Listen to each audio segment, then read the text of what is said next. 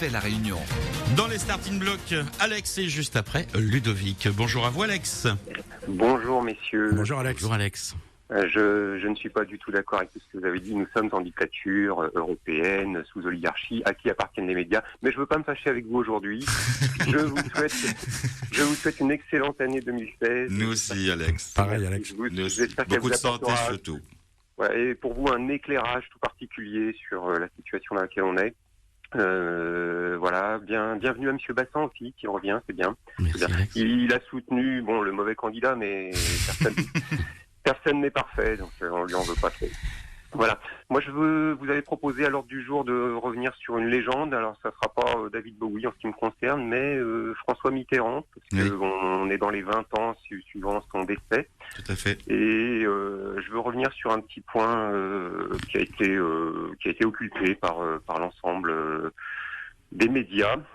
C'est que il a déclaré quelques semaines avant sa mort, François Mitterrand, il a déclaré dans le livre de Georges-Marc Benamou qui s'appelle Le Dernier Mitterrand, il a déclaré: la France ne le sait pas, mais nous sommes en guerre avec l'Amérique. Oui, une guerre permanente, une guerre vitale, une guerre économique, une guerre sans mort apparemment. Oui, ils sont très durs les Américains, ils sont voraces, ils veulent un pouvoir sans partage sur le monde. C'est une guerre inconnue, une guerre permanente, sans mort apparemment, et pourtant une guerre à mort. Bon, ce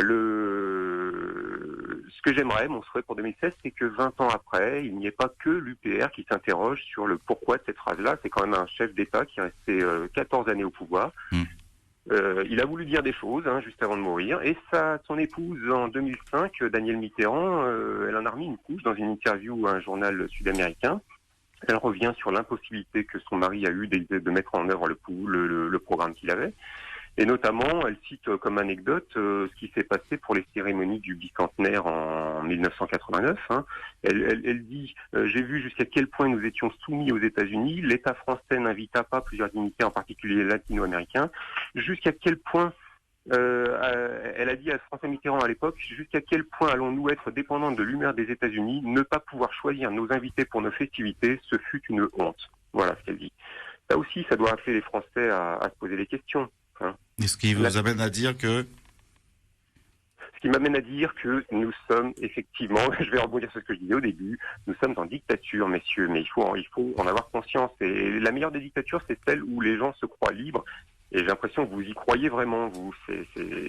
Il faut aider le peuple français à émerger, s'il vous plaît. Vous avez un rôle de journaliste très très important là-dessus. Merci Alex de votre éclairage. Merci. Et puis on va bien évidemment commenter vos propos dans un petit instant. Merci, à bientôt. Merci, à bientôt, au revoir. Et on va commenter tout de suite ces propos de Alex, Nourrier Bassan et Jean-Louis Rabault avant de retrouver nos auditeurs au 02 62 2 3 4 5 6 7. Mais d'abord, Alex, il défend des idées de l'UPR. Je trouve que effectivement, il y a des choses qui sont intéressantes. Lorsqu'il est dit par les dirigeants et son principal de l'UPR, globalement, moi, ce que j'ai retenu de Danielle Mitterrand, c'est lorsque Gilbert Mitterrand, Monsieur Afrique, a été mis en examen. Le juge avait demandé une caution d'1 million d'euros. Elle avait parlé de rançon. Voilà. Donc, je me souviens que selon qu'on soit petit, faible ou le fils de quelqu'un, le comportement est pas le même. Concernant François Mitterrand, c'est la période des hommages. Il a quand même réussi beaucoup de choses. Comme je le disais tout à l'heure, les bilans sont toujours mitigés. Moi, à titre personnel, je pense qu'il y a plus de mieux que de moins bien. Le tournant de la rigueur de 83 qui a été terrible. Si aujourd'hui on a une situation économique, c'est en grande partie dû à mai 1981, mais aussi il y a eu des révolutions exceptionnelles, comme la radio des ondes, l'abolition de la peine de mort, la décriminalisation en juillet 1982 de l'homosexualité. Je vous rappelle qu'il fut un temps où lorsque vous étiez pris à 6 heures du matin avec un garçon dans une chambre d'hôtel, on vous passait les bracelets et on vous embastillait. Vous y restiez au moins pour 3 mois. Donc c'est fini. Donc la société française a considérablement évolué et changé, et il reste encore évidemment beaucoup à faire. Puis c'est un Européen convaincu, et je trouve que là-dessus il y a eu un couple franco-allemand qui fonctionnait bien. Je vois pas tellement Madame Angélique Merkel tenir la main de François Hollande ou nous donner une image.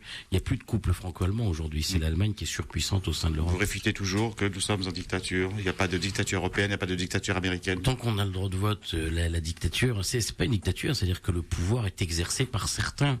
Alors où on est faible, où on est fort, c'est comme dans le sport, il y a des vainqueurs, il y a des vaincus, il y a des gens qui gagnent des matchs, il y en a d'autres qui les perdent, des gens qui gagnent des élections, il y en a d'autres qui les perdent. C'est le jeu démocratique, c'est le jeu de la vie, c'est comme ça. Jean-Louis Rabault. Non, ce que ne dit pas nous Olivier, c'est que 1968 a préparé 1981. Quand il parle de l'homosexualité, de la peine de mort et compagnie, c'est quand même 1968, les droits des femmes et compagnie. 1968 a préparé tout ça et a réformé les esprits. Pour le reste, est-ce que nous sommes en dictature? Moi, je dis non, parce que c'est une évidence. Ni dictature européenne, ni dictature américaine. D'ailleurs, par parenthèse, l'UPR est pour la sortie de l'Europe et la sortie de l'OTAN. Alors, la France n'est pas forte face aux États-Unis, mais que serait-elle si elle était sortie de l'Europe? Que serait-elle face aux États-Unis? Elle serait encore plus minuscule. Non, soyons raisonnables. Les Américains, en effet, avec bientôt les Chinois, dominent le monde. Ça, c'est une réalité, mais ça ne date pas d'aujourd'hui. Mais la France est souveraine. La France est une démocratie, point barre. Après, quand les Américains vont faire les cons en Irak et compagnie, c'est autre chose. Mais c'est très ponctuel. Ce sont des opérations militaires. Et puis, c'est la fameuse théorie des gendarmes du monde. La France, d'ailleurs, parfois, sait l'être. Mais nous sommes en démocratie. La France est un pays libre. Un mot rapide. 1968, ça n'est pas du tout la reconnaissance de l'homosexualité ou la décriminalisation. C'est totalement faux de le prétendre. Et 1968, pour que les gens se souviennent bien, c'est aujourd'hui la raison ou la cause de nos malheurs actuels. Particulièrement, je vais rappeler une chose importante, c'est qu'en 1968, aux accords de Grenelle, signés par Georges Pompidou en présence d'Édouard Balladur, secrétaire général de l'Élysée à l'époque, on a augmenté le SMIC de 35%.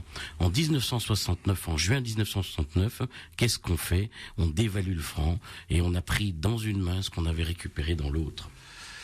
Messieurs. Non, rien. Je vois que Nour n'est pas loin d'épouser les thèses à l'époque de Jean-Marie Le Pen. Ça me confirme que Nour n'a pas changé, c'est sa liberté de penser. Mais je maintiens que 68 a préparé les esprits pour la suite, notamment pour la gouvernance socialiste. On va au standard 02 62 2 3 4 5 6 7.